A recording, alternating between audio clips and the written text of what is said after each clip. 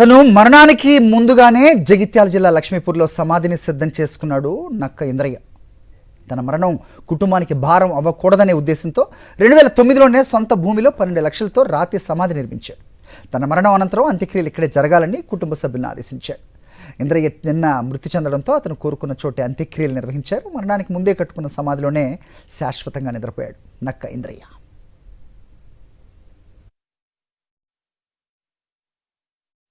నిన్న మరణించడం జరిగింది. అతను మా గ్రామస్తుడైనందుకు మాకు చాలా ఆనందంగా ఉంది.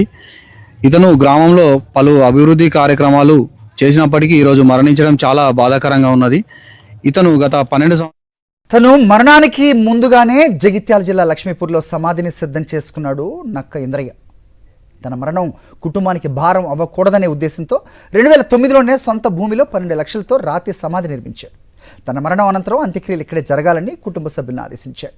ఇంద్రయ్య నిన్న మృతి చెందడంతో అతను కోరుకున్న చోటే అంత్యక్రియలు నిర్వహించారు. మరణానికి ముందే కట్టుకున్న సమాధిలోనే శాశ్వతంగా నిద్రపోయాడు నక్క ఇంద్రయ్య.